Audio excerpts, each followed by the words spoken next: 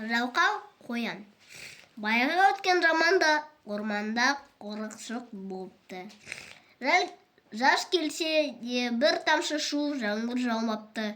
Шөлден ажап шеккен жануарлар бір шарасын ойлап табуға жиналыпты. Сөйтіп араларындағы біреуінің ұсынысымен құдық қазуға бел буыпты. Барлық жануарлар тіпті құстарға шейін күндіз-түні еңбек етіп құдық қазуға кірісіпті. Бірақ араларындағы қоян ғана "Мен әлі кішкентаймын" деп жалқауланып жұмыс істегісі келмепті. Қоянның бұл еркелігі өзге жануарлардың ашуына тиіпті. Сөйтіп жануарлардың еңбегі босқа кетпей, қазған құдықтарынан мұздай шу шыға бастады. Мұны көрген олар қуанып суды қанып ішіп, әлі жуыныпты. Ал құдықтың қазылуына көмектеспеген жалғыз қоян ғана су іше алмапты. Орман патшасы арыстан қоянның құдыққа жақындамауы үшін күн сайын кезекші тағайындапты. Қоян істеген ісіне іштей өкінішсе де, бұл өкінішінен ешқандай пайда болмапты.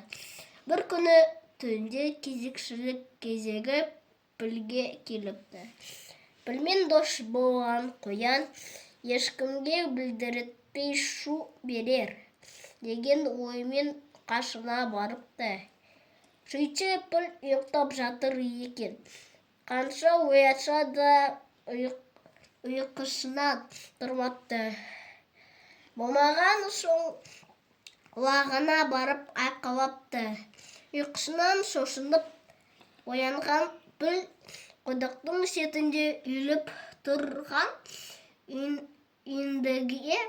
үйіндіге соқтығысып, үйіндіні құдықтың ішіне құлатып алыпты. Осылайша құдық бітеліп қалыпты. Болған оқиға қатты қайғырған піл: "Мұның бәрі менің кесірім. Енді не ішеміз? Ертең жануарлар не дейді?" деп жылай бастапты. "Қоян достым,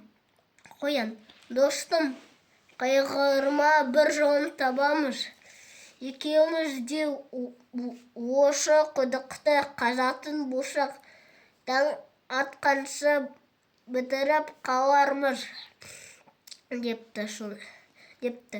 Сонда піл: "Сен кішкентай әлсізсің ғой" десе қоян: "Енді көр де тұршы менің қалай жұмыс істейтінімді" депті. Шынында да қоян білегін сыбанып ішке кірісіп, таң атқанша пілмен бірге құдықты қазып тастапты. Ертеңіне піл барлық жануарларға қоянның еңбегін айтып мақтапты. Барлық шапалақ ұрып, құдықтың су ішуіне енді лайықты болғанын айтыпты. Қоян су ішкенімен қоймай, өзге жануарлармен қайта татуласқанда да қатты қуаныпты. Өзін орманның бір мүшесіндей бақытты сезініпті. Олай болса, балалар, еңбектің наны тәтті, жалқаудың жаны тәтті деп ата-бабаларымыз бекер айтпаса керек.